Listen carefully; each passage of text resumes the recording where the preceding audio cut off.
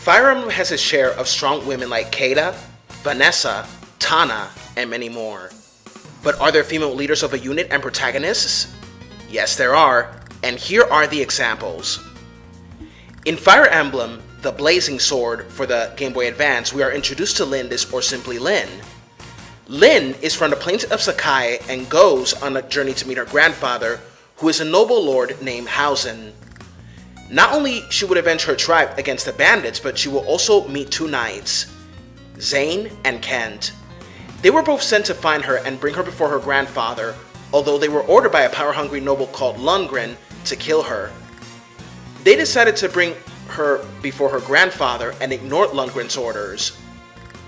Lyn then leads a group not only fighting bandits, but also against the forces of the power-hungry Lundgren.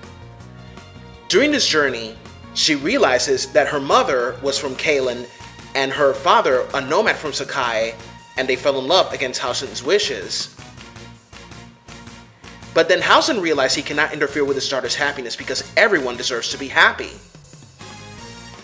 In the next part of the story, she joins with Eliwood and Hector to fight against the evil forces of Nurgle, who seeks to release the dragons and wreak havoc upon Elebe. Another interesting thing about Blazing Sword is that gamers can decide whether the strategist is a male or a female. And Lyn, she is a very reasonable and compassionate person who helps the avatar in the game as well. At the beginning, of course.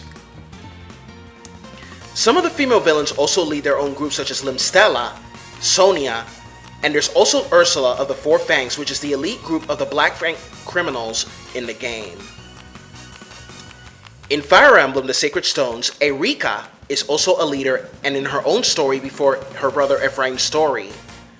Erika is the princess of the kingdom of Renes. When she escapes, she can hold on her own and even becomes leader of a group with her second-in-command, Seth. Selena is a Grotto general. Although an antagonist, she seems to be questioning herself and the kingdom, but she dies bravely in combat. La Rachelle is a troubadour that leads her own small group and joins with Erika as well. In Fire Emblem Radiant Dawn, there's Micaiah.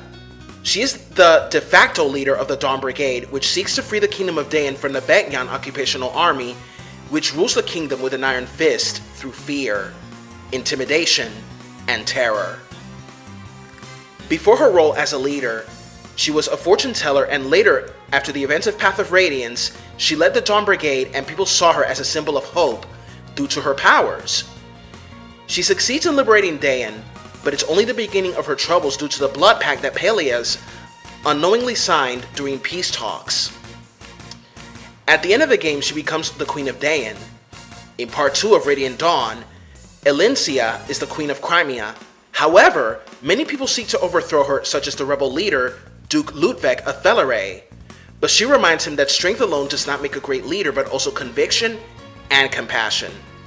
And also, revenge against Dayan will not bring those who died back. It'll become a lot worse. Lucia can lead a small unit to spy on Ludwig and learn of his plotting to overthrow the noble ruler of Crimea. Also noted in terms of female leadership are Apostle Sanaki from Begnion. Sigrun leads a unit of Pegasus Knights along her second-in-command, Tanith. And in the series, Pegasus Knights are universally female, but in Fates, Shigure is the first male Pegasus Knight. Lucina in Awakening can be the main protagonist instead of Chrome, depending on a player's choice as well. In Fates, players can decide if their avatar is a female as well. However, the main protagonist of the game is Asura.